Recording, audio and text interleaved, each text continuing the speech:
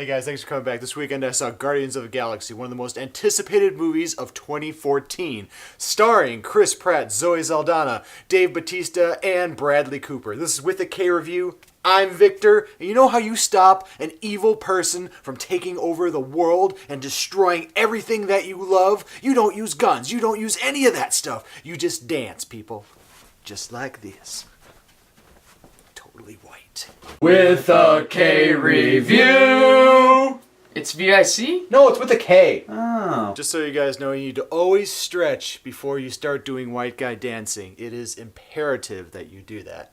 Anyway, so when I heard they were going to make Guardians of the Galaxy, I had no idea who these guys were. I think like at least 64.4% of people like me didn't know who the Guardians of the Galaxy were. And after seeing the posters for it, I was like, okay, so you're going to have a really hot green woman, Chris Pratt from Parks and Recreation playing a hero, which is a little worrisome. I'll get to that later. And then you have this really big guy played by Dave Bautista, who actually thought it was The Rock when I first saw the poster because he was like darker complected in that, so I really thought it was The Rock. I actually feel a little racist saying that, but he just was, and I really thought it was The Rock. And then you have this raccoon with a gun, and I'm like, okay, where is this going to be going movie-wise? I have no idea. But to be honest, I was really excited to see this because this is something that you've never seen in Marvel, like a subgroup that we've never ever seen. And then it was directed by James Gunn, and this guy hasn't done like a whole lot. He was one of the directors in like the worst movie of all time. I don't even want to say it. You can see it right there.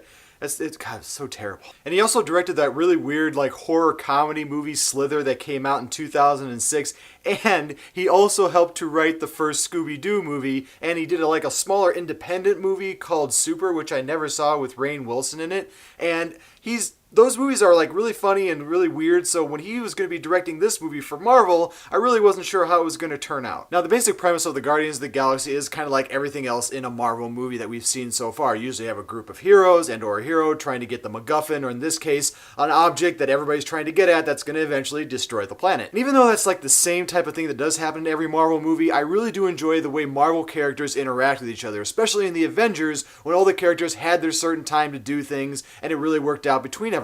And in Guardians of the Galaxy, you do have like that same type of thing where you have that group of people. And unfortunately, like the Avengers, who we all know something a little bit about each of the person's past, so we can go into the movie and we can like, oh, I understand that. In this one, it's a little bit different because I don't know anything about these characters, so the movie really is going to have to teach me a little bit about them. And it does in some cases. Because in the movie, we actually do learn a little bit about each of these characters. And that's the one thing that I kind of felt was lacking in the movie, was that like there was a lot of things with all these characters, and I got to know a little bit about them, and there's really cool because there's these characters in the movie like you start to feel for, especially Rocket. Yeah, I know, the raccoon gave me the feels.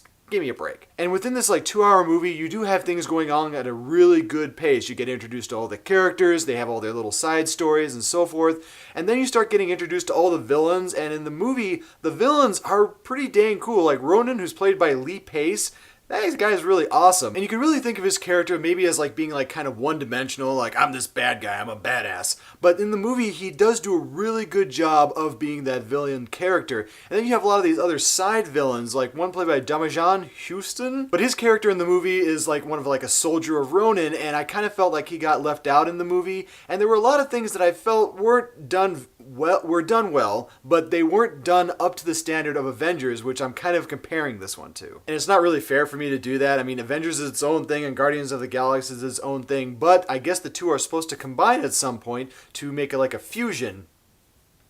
But what really worked well in this movie was the way everybody interacted. Chris Pratt, who, was in Parks and Recreation, like I said earlier, I really didn't think Chris Pratt had the ability to be like a lead actor, to be like somebody who you could really invest yourself in emotionally. And his character, Peter Quill, is hilarious. I loved all his quips that he had. Him and Rocket had really good interactions with each other. Him and Gamora, and that, by the way, Gamora in the movie, played by Zoe Saldana, I think we're really...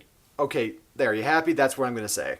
But really this movie does one thing well, is that it doesn't fall into its cliches. Because there's a lot of points in the movie where you think, like, oh, they're going to overdo it, especially like the soundtrack in the movie that's really done on Peter Quill's tape player. And I thought that was really going to be throughout the entire movie. And also the Ooga Chaka song, that should have been in there more. More Ooga Chaka. But honestly, I want to know more about these characters. I want to know more about everybody's backstory. By the end of the movie, it had some of the best lines and best action that I've ever seen in a Marvel movie, and I was completely satisfied when I left this movie, other than the fact that I felt like they had a lot of villains in the movie and like everybody was trying to get their screen time, but you know, it just, sometimes it doesn't work out, just like Avengers. Oh well. And also, before I give this review, I want you guys to know that Dave Bautista in this movie does do actually a really good job acting. I know he's been in movies like The Man with the Iron Fist and a lot of other B movies. I'll have a link in the description down there if you want to see some of his other greater titles. But he actually really does a good job in this movie. He doesn't do like the greatest acting job,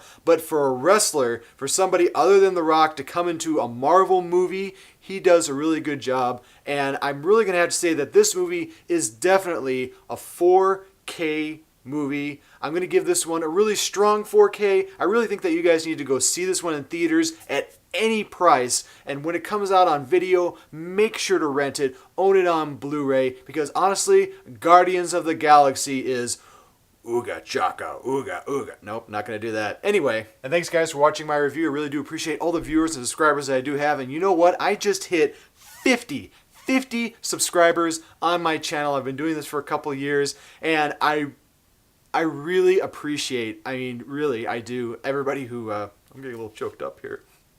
I appreciate everybody who subscribes to my channel, even though I don't get videos out every week. You guys come back and you want to see what I have to say about movies, and I really, really appreciate it. So you know what? If you're new to my channel, make sure to, you know, whack me right here, with a K, whack right here, or whack up there to see any of my past reviews. And you know what? Whack out a comment below and tell me, what is some Marvel movie that you want to see made? If you want to see the Deadpool HD version footage, please look in the description down there. I have a link. I don't know how long it's going to last, but you know what? Never forget, if you don't like what you're watching, you can always turn it off. But thanks for coming back and seeing me.